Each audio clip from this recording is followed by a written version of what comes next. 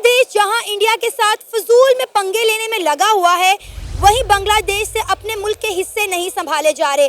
Bangladesh India के border पर drone तैनात करने में मसरूफ था, तो इसी दौरान एक बहुत बड़ी खबर निकलकर सामने आई है जिसने पूरे बांग्लादेश को हिलाकर रख दिया है। बांग्लादेश की नेबर कंट्री म्यांमार ने बांग्लादेश के 271 किलोमीटर के बॉर्डर पर कब्जा कर लिया है।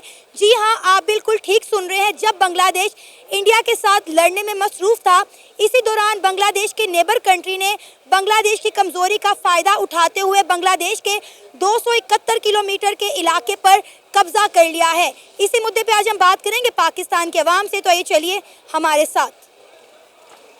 देखें, बांग्लादेश जो है वो अब मुसलमानों के हाथ में मुकम्मल। पहले कठपुतली हुकूमत जो थी मोदी चला रहे थे उसको, तो अब बांग्लादेश को अगर उकसाया जा रहा है इंडिया के ख़िलाफ़, तो इसके पीछे ज़रूर किसी की साजिश होगी, क्योंकि बांग्लादेश खुद अभी इस पोजीशन में नहीं है कि वो किसी के साथ इस तरह से जो है वो पंगा ले।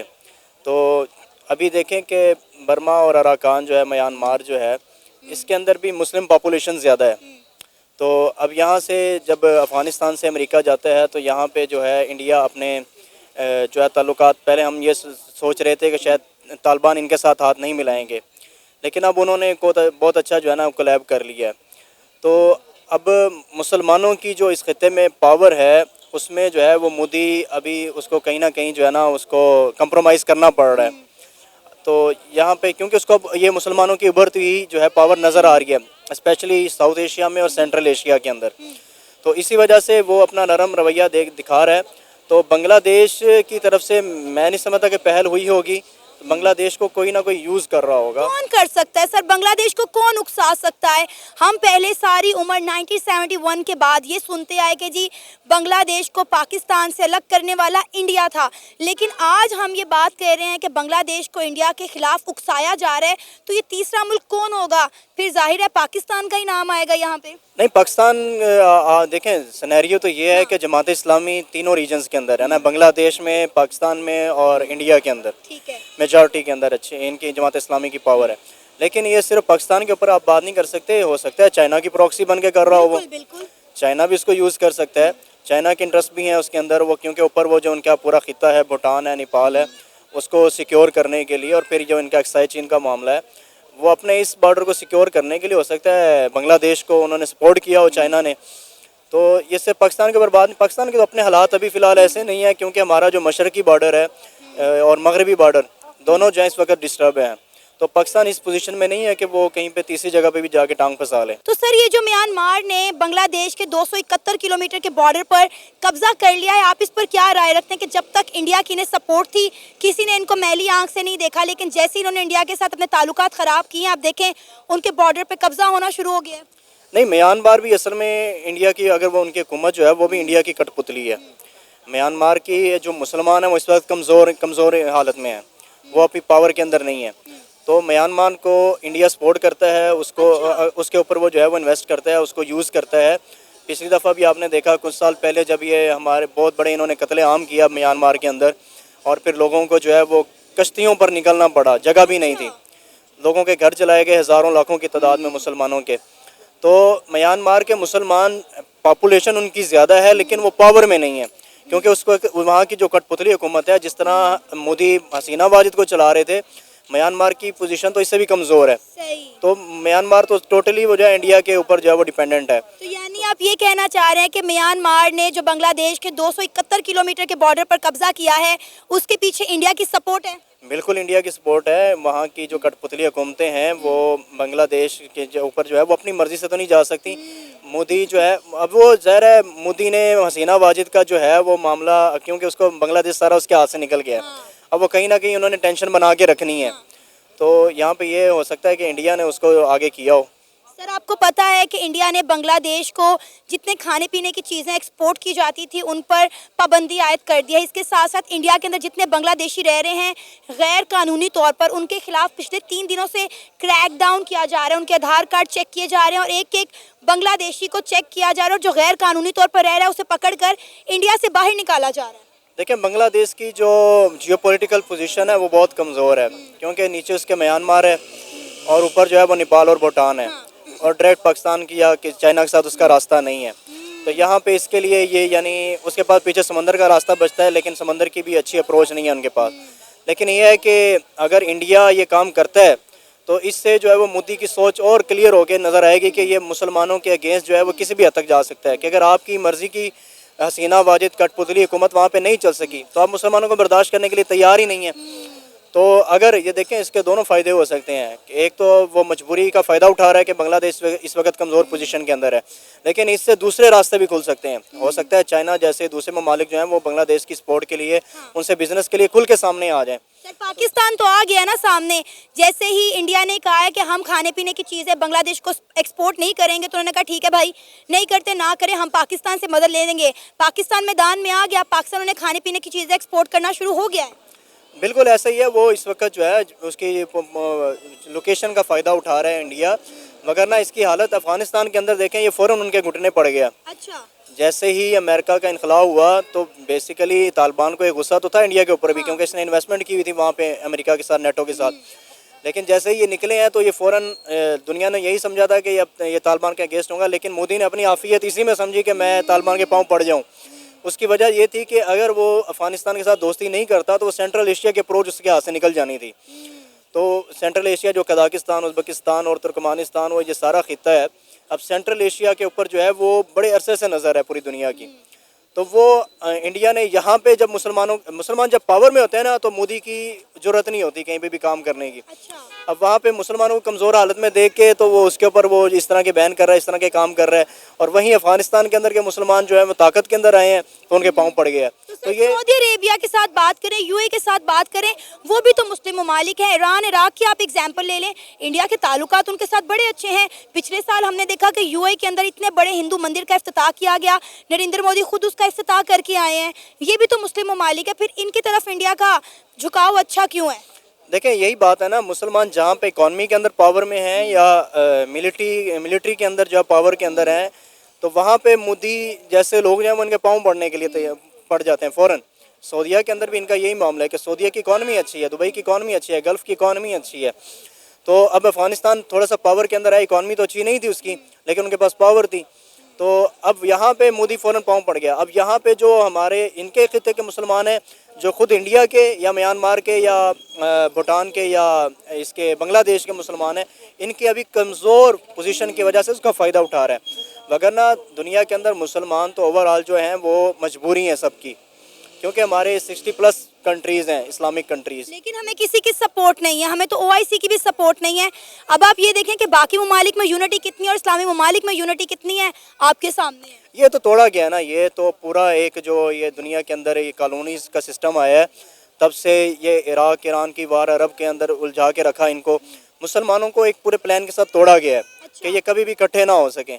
अभी भी आप देख लें, शाम भी हमारा है, ईरान भी हमारा है, इराक भी हमारा है, लेकिन अब वो उसको ऐसे पेश किया जाता है जैसे ये कोई ऐसे दुश्मन है कि जैसे पता नहीं क्या हो गया। तो अभी शाम का जो मामला है उसके अंदर भी आप देख लें, वो भी हमारे मुसलमान भाई हैं, वो जिनके हाथों में अब आया वो भी मुसलमान भाई हैं।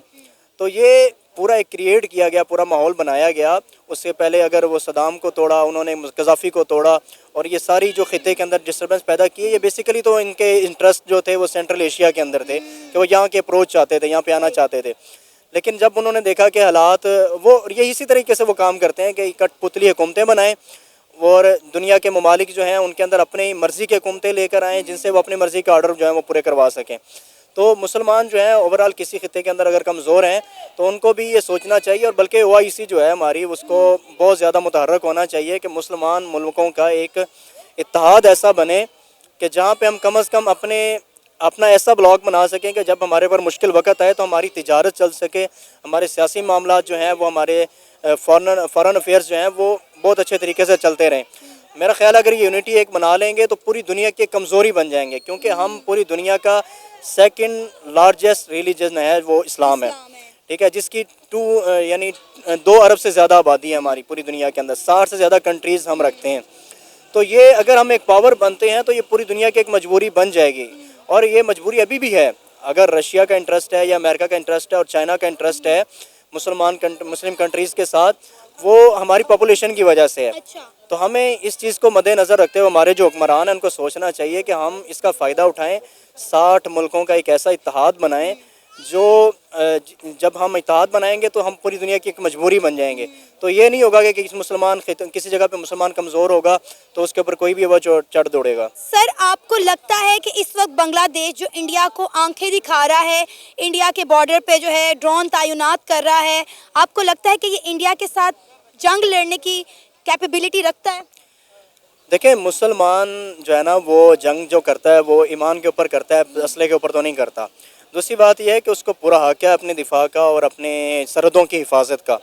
अगर वो ऐसी डिप्लॉयमेंट करता है तो ये पूरी दुनिया में चलता है। हमारे भी इंडिया जो मशरकी बॉर्डर है इंडिया के साथ, वहाँ पे भी सर्विलेंस इसी तरह चलती रहती है। ड्रोन्स भी लगे हुए हैं, टैंक भी लगे हुए हैं, मिसाइल भी लगे हुए हैं, तो एंटी एयरक्राफ्ट्स भी हैं, रेडार्स भी हैं, सब कुछ वो इंस्टॉलमेंट्स तो होती रहती हैं। तो अगर बांग्लादेश अपनी सरहद को महफूज करने के लिए कोई इंस्टॉलमेंट ऐसी करता है तो उसका राइट है। तो और पोजीशन जो होती है, पोजीशन जंग की, देखें ऐसा नहीं होता कि रातों रात कोई भी मुल्क सोचे कि मेरे पास एटम बम है और मैं कहीं पे भी गिरा दूंगा। अगर इंडिया के पास अगर ऐसी पावर है तो उसका मतलब वो पूरा एक खित्ता जो है ना ये एक दूसरे की कमज़ोरी है। अगर उसके पास एटम बम है तो यहाँ पाकिस्तान के पास है और वहाँ पे चाइना के पास है, और आपके ऊपर ही जो है वो अफ़गानिस्तान भी बैठा हुआ है। तो इस खित्ते के अंदर इतनी जल्दी ये नहीं हो सकता कि आप रातों रात किसी मुल्क के ऊपर अटैक कर दें या वो ऐसा हो जाए, ऐसा पॉसिबल नहीं है। क्या नाम है आपका? मेरा नाम सैयद याहिया है। क्या करते हैं आप? मैं युवाज में स्टूडेंट हूँ, BSMLT कर रहा हूँ। अच्छा, आपको पता है कि बांग्लादेश बिला वजह इंडिया के साथ पंगा लिए जा रहा है, अपनी सरहद उनसे संभाली नहीं जा रही और इंडिया के बॉर्डर पर उन्होंने ड्रोन तैनात कर दिया। अब हुआ ये है कि उनकी नेबर कंट्री म्यांमार ने बांग्लादेश के 271 किलोमीटर बॉर्डर पर कब्जा कर लिया है। क्या कहना चाहेंगे, जब तक उन्हें इंडिया की सपोर्ट थी बांग्लादेश की तरफ किसी ने मैली आंख से भी नहीं देखा, और जैसे ही इंडिया के साथ उनके मामला ख़राब हुए हैं, इर्द गिर्द के ममालिक ने उनके बॉर्डर पर कब्जा करना शुरू कर दिया। देखें, पहली बात यह है कि जो बांग्लादेश ने किया ना, मैं इसको कंडेम कर रहा हूँ, ठीक है, एज अ मुस्लिम। और हमारे जो नबी है ना, उन्होंने हमें यह तालीम नहीं दी कि हम लोग जो उनसे दूसरे ममालिक है, चाहे हमारे दुश्मन है, उनके साथ इतना अनएथिकली बिलो दी बेल्ट हम इस तरह खेलने, इस तरह नहीं हमें करना चाहिए, बिल्कुल गलत है।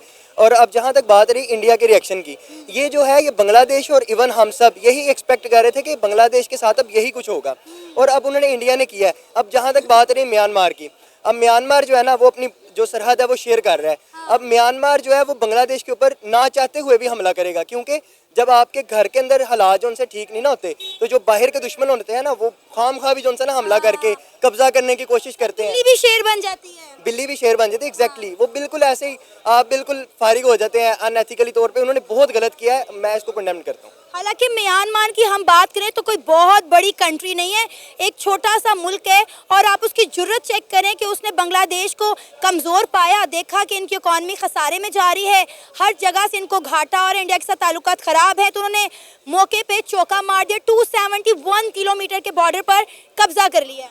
देखिए, मेरी बात सुने, एज अ मुस्लिम हम लोग मुसलमान जो है ना वो पहले बिल्कुल नीचे इस टाइम जो है ना दुनिया के अंदर बिल्कुल नीचे हैं। हम लोग पहले ही पस्ती की ज़िंदगी जी रहे हैं। अब इस पे बजाय ये कि हम लोग मतलब अपने आप को यूनाइट करके एक नेशन के तौर पे सामने आए, हम लोग बिल्कुल अजीबोगरीब हरकतें करेंगे तो यकीनन हम लोग और पिसेंगे। अब म्यांमार ने जो किया, म्यांमार जो है ना वो जो मुल्क है वो आपको पता है छोटा मुल्क है। अब उन्होंने बांग्लादेश बजाय म्यांमार के अगर मुकाबला करें ना कंपैरिजन में, वो बड़ा मुल्क है। अब म्यांमार बन गई है बिल्ली थी, वो बन गई शेर, क्योंकि इंडिया जो है ना बांग्लादेश के पीछे हट गया बैक से। अब वो ऐसे ही होना था, और यही रिप्लाई जो है ना आप मतलब देख सकते थे। कुछ लोगों का ये कहना है कि म्यांमार को जो सपोर्ट है वो इंडिया कर रहा है बांग्लादेश के खिलाफ इस्तेमाल करने के लिए। अच्छा, ये बातें ना हम पहले बांग्लादेश के खिलाफ करते थे कि बांग्लादेश को इंडिया ने हमसे अलग कर दिया, लेकिन आज हम ये बात दूसरे ममालिक के लिए कर रहे हैं। देखिए, मेरी बात सुने, इंडिया जो है ना इस टाइम वो विकेट के दोनों तरफ खेल रहा है, ठीक है। इंडिया जिसको देखता है ना मतलब कि वो ग्रो कर रहा है, वो उसके पीछे जाके खड़ा हो जाता है कि भाई मेरा जो है ना नाम इससे अच्छा होगा। अब आप जो बांग्लादेश है, आप सबको पता है कि बांग्लादेश जो है ना उसको इंडिया ने बहुत ज़्यादा सपोर्ट किया है, उसको पैरों पे खड़ा किया है।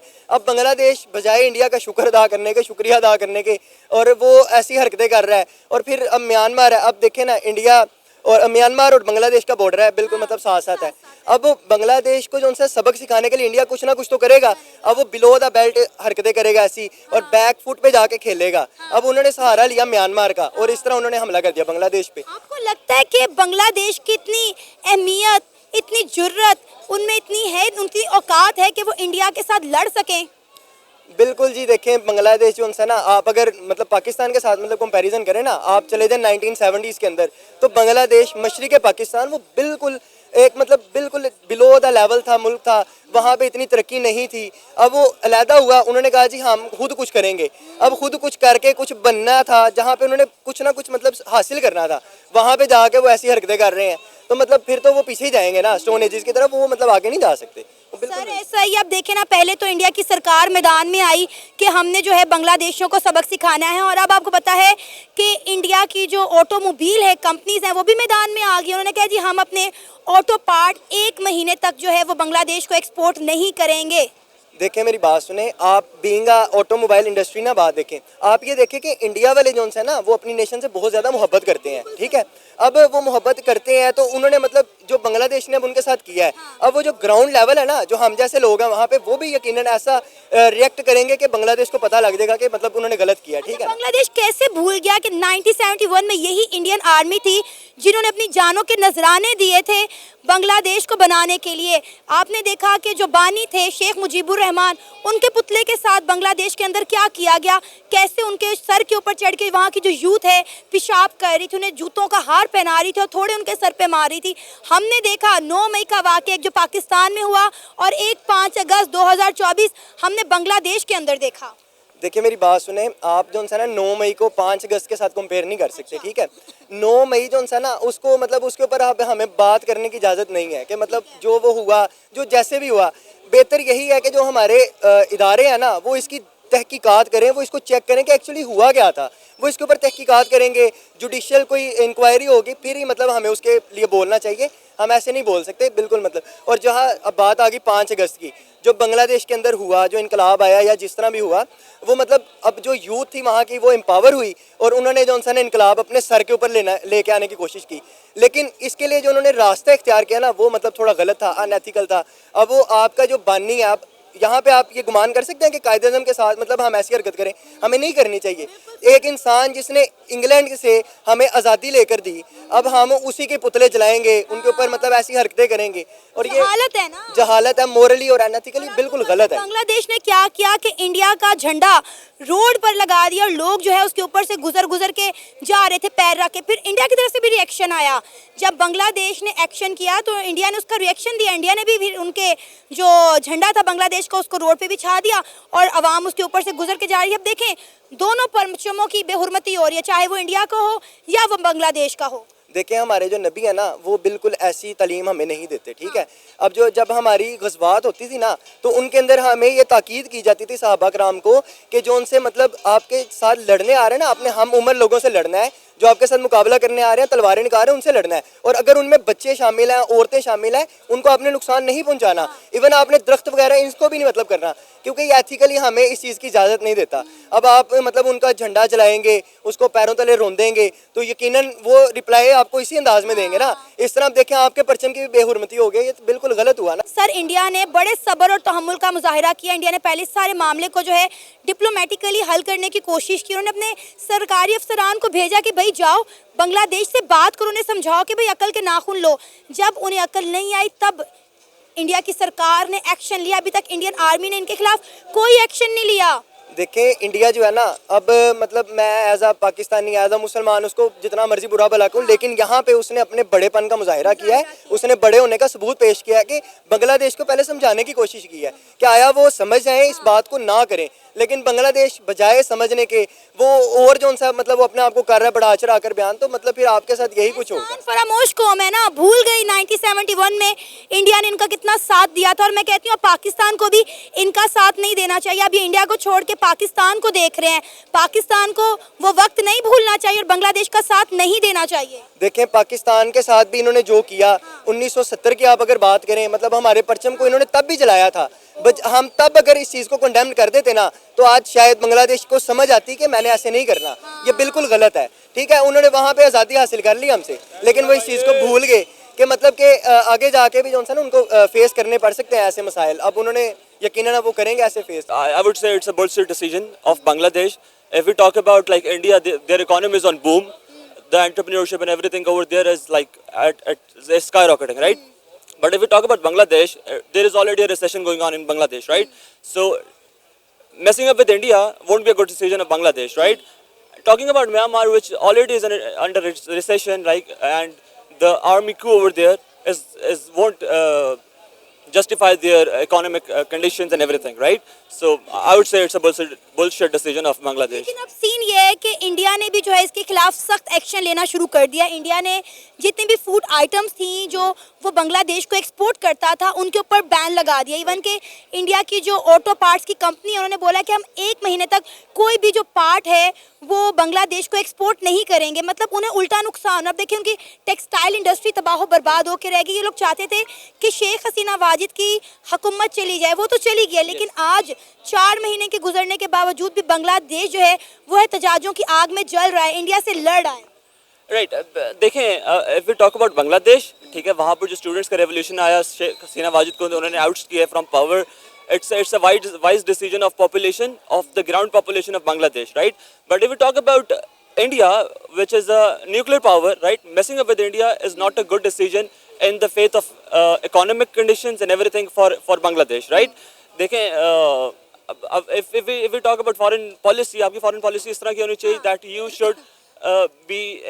should be running your country with mutual discussions, right? For the mutual benefit of your population and mutual benefit of your economic conditions as well, right? तो मेरे ख्याल से तो India is doing right, क्योंकि because Bangladesh started messing up with India, right?